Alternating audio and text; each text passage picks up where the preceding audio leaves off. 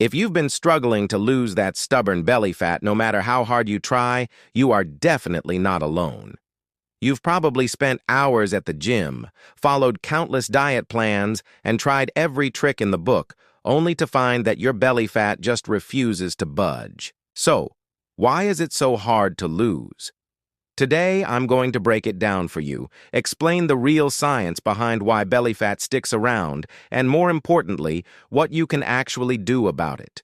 You see, belly fat is unlike any other fat on your body. While your arms or legs might slim down relatively quickly, your belly can feel like it's on a permanent vacation. It's as if the fat on your stomach has just decided to stay there forever, no matter how much you sweat or sacrifice. The truth is, belly fat is hard to lose because of two main reasons: your genetics and blood flow. If you understand these two things, you'll be able to make much smarter decisions to target your belly fat more effectively.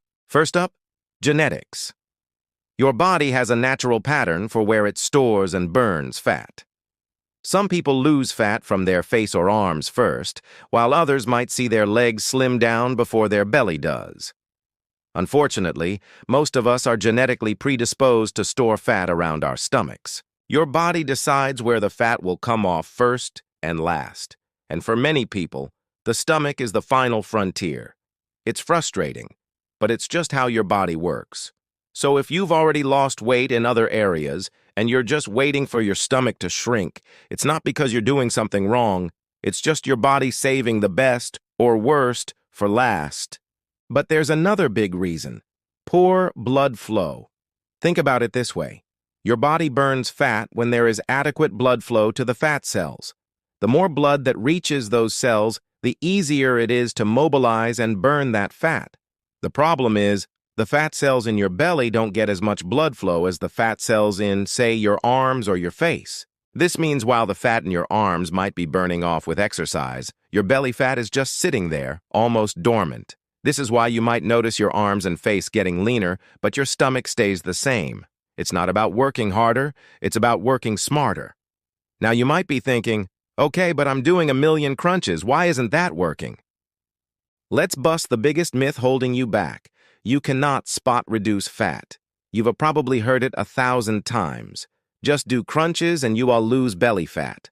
I hate to break it to you, but that's just not how it works. Fat loss happens across your entire body at once, and your genetics decide which areas get hit first.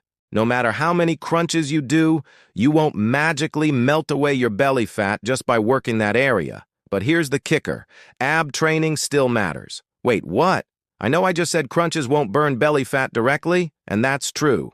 However, by training your abs, you're building the muscle underneath the fat. When you have a solid set of abs, they will start to show through even at higher body fat percentages. You don't need to be shredded to 10% body fat to see your abs. If you're around 15 to 18% body fat, a strong core will start to peek through. So think of A-B training as preparing your abs for their big reveal. Now that we've cleared that up, let's get to what really works. It's a simple, two-step method to lose belly fat once and for all. No complicated diets, no hours of cardio. First step, a calorie deficit. You've heard it before, but most people give up too soon. A calorie deficit simply means you burn more calories than you consume. You don't have to starve yourself. You just need to consistently eat a bit less than your body needs to maintain its current weight. But figuring out how many calories to eat can be frustrating. That's why I use an app called Calorie. You just set up your profile and your goal, and it calculates exactly how many calories, protein, fats, and carbs you should eat every day. No more guessing. It even has a feature where you can snap a picture of your meal, and it automatically breaks down the macros for you. It makes tracking almost effortless. If you're serious about this, a tool like this is a game changer. The second step is to speed up that calorie deficit. Don't worry. This doesn't mean slashing your calories even more. It means burning more calories through movement. Now, things like running or HIIT can burn a lot of calories, but they're hard to stick with.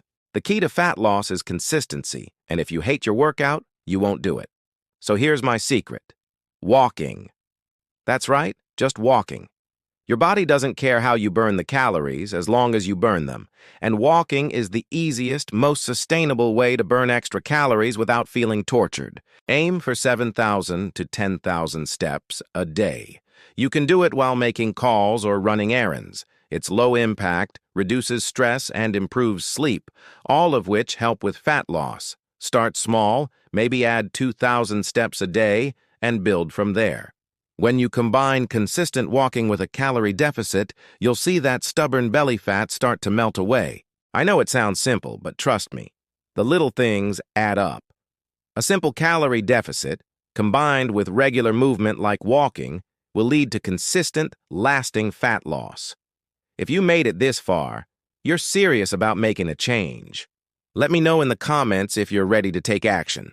And if you found this helpful, please hit that like button. Make sure to subscribe so you don't miss out on more tips to finally get the results you want.